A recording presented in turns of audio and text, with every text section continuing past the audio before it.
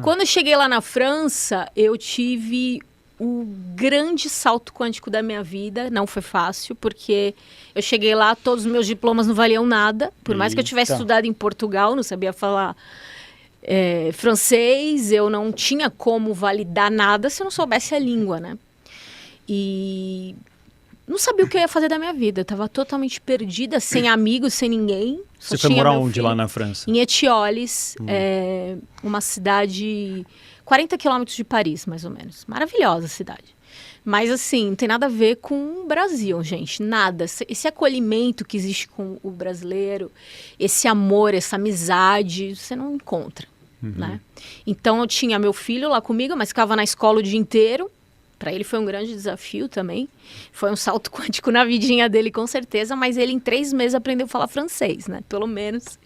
Isso para ele foi incrível. E o meu marido, na época, trabalhava também o dia inteiro. E eu fiquei sozinha, né? Eu. E eu criei, assim, um bloqueio de falar. Porque, imagina, como eu não sabia falar francês, eu saía na rua, se alguém chegasse perto de mim, o meu coração batia aqui, ó, gente. Pânico. Pânico. Porque eu não sabia. E não sei, tá? Fiquei 1 ano e meio lá. Não conseguiu. Bonjour, ça va bien, só essas coisas assim, bem ridícula, bem básica. E imagina, para uma pessoa totalmente comunicativa que saiu do mundo corporativo, o que eu ia fazer? E aí o Gabriel virou para mim e falou assim, por que você não abre um canal no YouTube e vai falar do que você sabe, né? Mas eu falei, putz, tá bom. Comecei ali falando de uma coisa ou outra. E vim pro Brasil passar um tempo. Saí de lá, vim para cá, fiz um curso com Carlos Torres também, que é um cara da espiritualidade, que também tem canal e tudo mais. E nesse curso dele eu tive uma experiência, numa das meditações guiadas, com Cristo. Ele foi conduzindo a gente na meditação.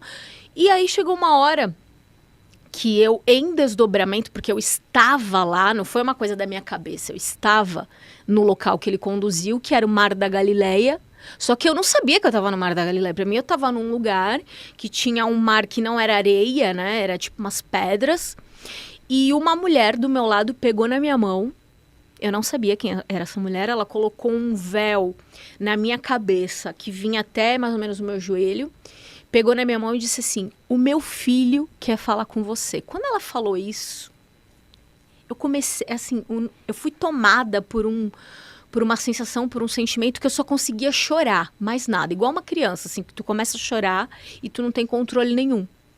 Quando eu olhei para o mar, vinha vindo num barquinho, tinha uma velazinha, vinha vindo ele na minha direção. Mas as nossas crenças limitantes são tão grandes, apesar de eu saber sobre espiritualidade, estudar o espiritismo desde 14 anos de idade, eu achava assim, imagina que Jesus, gente, imagina, Jesus, tô louca. Eu falava assim, gente, eu tô doida, eu só posso estar doida. E ele vinha vindo no barquinho, eu não conseguia mais olhar. Eu só chorava. Aí ele foi vendo, eu fui vendo o pé dele com aquela sandalinha, com aquela roupinha, com um sorriso mais lindo que você possa imaginar. Sentou do meu lado, eu só chorava, eu não olhava para ele, não conseguia olhar. Depois eu fui entender o porquê do véu. Aquele véu era necessário porque talvez, tipo, de tanta luz, de tanto amor ali que existia naquela figura, né, que eu estava ali sendo conduzida, eu não suportaria olhar para ele se não fosse através do véu. E realmente eu não conseguia, nem através do véu olhar. Eu ficava assim, de cabeça baixa. Ele sentou, pegou na minha mão e disse assim para mim, até que enfim que você chegou. Eu tava te esperando, tipo meu brother. Falei, gente, eu tô louca. Eu só pensava assim, eu tô louca, imagina, não é isso. Eu acho que eu tô pirando, eu tô surtada. E ele falou, não, você não tá louca, eu realmente estava te esperando, eu fiz de tudo para você chegar até aqui, alguma hora você ia ter que chegar. E a partir de agora, você trabalha para mim. Não precisa ficar angustiada com o que você vai trabalhar, como é que você vai fazer para sustentar seu filho, o país que você está hoje, que você não fala a língua, sabe todas essas angústias? Confie em mim, que a partir de hoje, nunca mais nada vai te faltar. Só que você vai ter que prestar atenção em algumas coisas que eu vou fazer, desde os pequenos milagres na tua vida até outros que você nem pensou ainda e eu vou fazer. Mas eu preciso que você, a partir de agora, leve conhecimento e isso que você está vivendo aqui para o maior número de pessoas que você puder. Porque você veio aqui para isso. Isso foi um combinado já. E eu tô contigo. Não se preocupa com nada. O resto deixa que eu trato. E eu só chorava, porque eu não estava acreditando. Na minha cabeça, eu falei assim, eu tô louca. Não é possível que Jesus, ele falou assim, eu nunca fui embora. Não tem como eu voltar, porque eu nunca saí daqui. E eu conheço cada um de vocês pessoalmente. Não foi uma experiência da Paula. É uma experiência que qualquer pessoa hoje, que está aqui ouvindo a gente, pode ter. Se você chamar por ele, ele vai estar do seu lado e você vai ser capaz, como eu já fui, de ouvir a respiração dele e os passos dele. Isso aconteceu muito comigo depois dessa experiência. De eu estar andando na França, eu morava na esquina da minha casa, passava o Rio Sena. E tinha um parque gigante que tu andava, não tinha fim, sabe? Não tem fim. Chegava até Paris andando, se eu quisesse. 40 quilômetros, numa reta. E de um lado passava o trem, do outro lado era o Rio Sena. Eu várias vezes caminhando ali assim, sem rumo, andava 10 quilômetros, pra você ter uma noção, só de ida. Quando eu tava na volta, eu pensava, misericórdia, agora eu vou ter que voltar. Tudo isso aí que eu andei. Porque eu não tinha noção de quanto eu tava indo. E ele andava do meu lado, eu escutava o barulho da pessoa andando do meu lado, gente. Então, assim, depois desse dia, a minha vida mudou completamente. Eu comecei a ter muitos sonhos lúcidos. Muitos. Eu sonhei com o nome Quantic Desperte, não tem tradução. Quantic, tudo bem, mas o desperte em inglês não é. Despertar. Não. Entendeu? Não tem tradução. Eu sonhei com o nome. Foi vindo o que eu ia levar no canal. Tudo foi vindo pra mim. Teve um dia que eu acordei deitada, eu tava na casa da minha mãe até. E sabe quando você acorda e você tá meio lá, meio cá, mas você tá acordado, você não tá dormindo. Tinham 2 mestres que na época eu não sabia que era mestre ascenso. Um tava com um turbante na cabeça, que nem você. E com uma pedra, assim, na testa. E um outro também tava de turbante, mas sem pedra. De braço cruzado, assim, olhando pra minha cara, com cara de bravo ainda. Eu não vejo espírito. Eu tomei um susto e fiquei assim, meu Deus, o que eu tenho que fazer agora? Quem é? O que eu tenho que fazer? E eles foram sumindo. Sumindo. Aí eu fui pesquisar. Eu sabia que eram mestres ascensos, mas eu não conhecia a Fraternidade Branca. Fui pesquisar.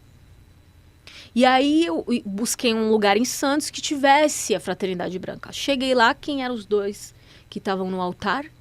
Os 2 mestres. Era El Moriá, do raio azul, e o mestre Kutume, do raio dourado, que é o meu raio de missão. Só que eu não sabia nada disso. Como que eu comecei no canal? Comecei a colocar...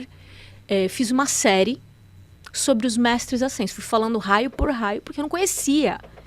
E a minha forma de trabalhar no planeta, a minha missão, tem a ver com eu ensinar para aprender.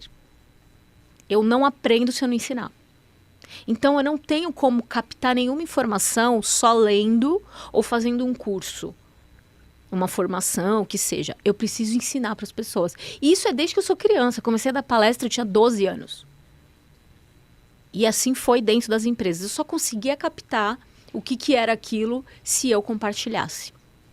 E aí eu fiz a série dos Mestres Ascensos. Aí o meu canal começou a tomar esse rumo de expansão de consciência. Onde eu comecei a trabalhar a parte humana, de desenvolvimento humano, ligado à espiritualidade. E aí o negócio começou a tomar uma proporção assim, que eu nunca imaginei que ia tomar. Eu já tinha escrito a minha missão, que era levar conhecimento para o maior número de pessoas que eu pudesse no planeta.